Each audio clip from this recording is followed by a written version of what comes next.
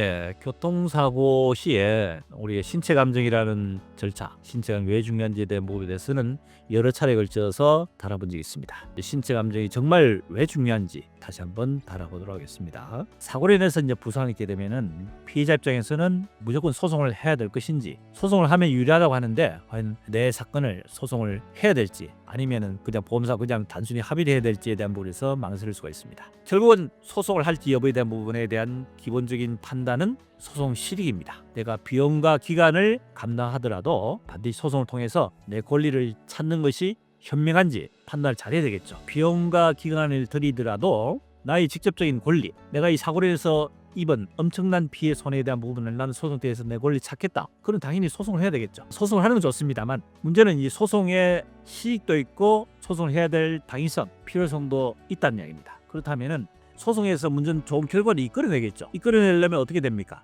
소송 대리인, 변호사 선정을 잘해야 되겠죠.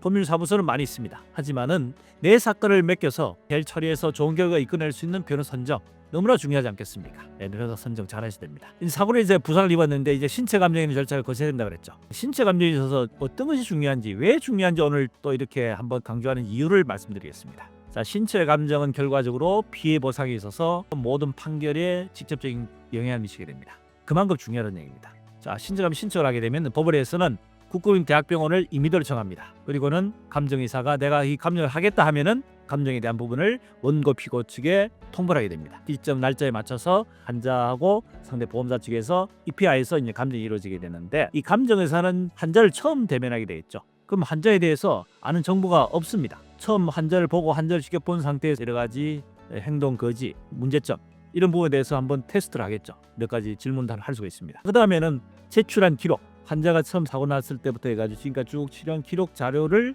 보고 판단하겠죠. 근데 기록 자료가 엄청나게 양이 많습니다. 그러면 기록 자료를 다 보느냐? 거의 볼 시간이 없습니다. 그럼 예를 들어서 신체 감정을 확인해야 되는데 아무런 준비도 하지 않는 상태에서 환자만 거의 몸만 떨렁떨렁 가가지고 감정을 왔습니다. 환자 입장에서는 어떻게 생각하겠습니까? 내가 입은 피해에 대한 부분을 당연히 감정의사가 정확한 평가를 해가지고 내에 대한 장애를 제대로 평가를 해서 해신해 주겠지라고 막연히 생각할 수 있습니다. 천만의 말씀입니다. 이 감정의사는 말씀드렸지만은 처음 환자를 대면하면 처음 환자 상태를 잠시 봅니다. 그리고는 많은 진료 기록을 다 볼 수 있는 시간이 없습니다. 보질 않습니다. 그렇기 때문에 처음 대면한 상태에서 진료 기록의 차트에다가 환자에 대한 인상착의라든지 환자에 대한 정보를 디테일합니다. 그리고는 환자에 대해서 신체 감정에 필요한 검사를 오더를 냅니다. MRI 검사, CT 검사, 엑스레이 검사, 기타 여러 가지 검사를 시켜서 그 검사 결과와 처음 대면한 환자 상태를 보고 법원에 해시를 보낸다는 얘기입니다. 나는 이러이러한 손해에 대한 부분을 엄청나게 입고 지금까지 치료를 해서 이런 고생을 해가지고 이런 장애 발생했는데,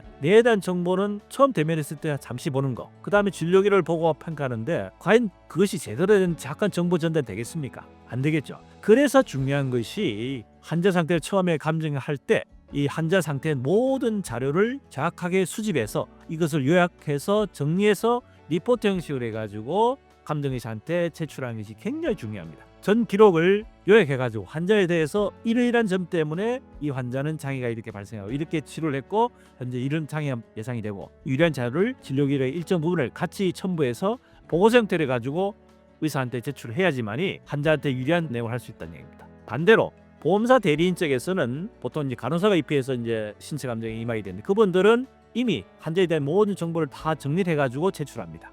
그러면 보험사에서는 자기도 유리한 자료를 제출했는데 이쪽에서 아무런 자료를 준비를 안 하는 상태에서 만약 신체 감정에 임하게 되면은 어떻겠습니까? 명약관합니다. 보지 않아도 뻔하게 불리하게 나올 수밖에 없습니다. 중요한 것은 이 감정 해신이 한번 오고 난 뒤에는 그 뒤에 아차 내가 이 부분에 대해서 뭔가 잘못했, 그 부분에 대해서 왜 누락이 됐는지에 대한 부분을 감정만 요청하더라도 바뀌질 않습니다. 그러면 감정에 대한 해신이 결과적으로 판결의 직접적인 결과에 영향을 미치기 때문에 감정에 대한 중기를 제대로 해서 처음 대면했을 때 환자에 대한 정보를 정확하게 전달해서 감정의사로 하여금 이 환자에 대한 것이 이러이러한 장애가 발생하고 이런 장애로 해서 충분히 이런 장애는 인정해야 되겠다는 내용에 대한 부분을 제대로 평가할 수 있는 것은 처음 대면에서 준비한 자료가 중요하다는 얘기입니다. 왜냐하면요, 감정의사는 처음 환자를 대면하고 나서 바로 감정 해신을 해주는 것이 아니고 적어도 감정 해신까지는 최소한 3개월, 6개월 정도 뒤에 해신하게 됩니다. 처음 대면했을 환자를 나중에 해신할 때는 환자의 인상이란 기억이 전혀 없습니다. 객관 자료에 뭐가 있습니까? 피고 측에서는 자료를 정보에서 자료를 제출하면 그 자료를 보고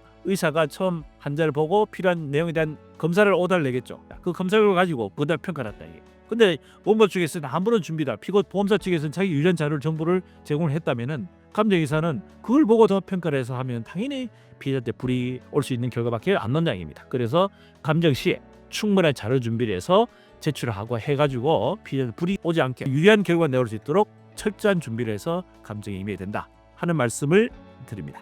신체 감정 절차 준비 어떻게 되는지 너무나 중요한 사항이기 때문에 다시 한번 다뤄본 시간이었습니다. 네, 도움이 되셨으면 구독, 좋아요 부탁드립니다.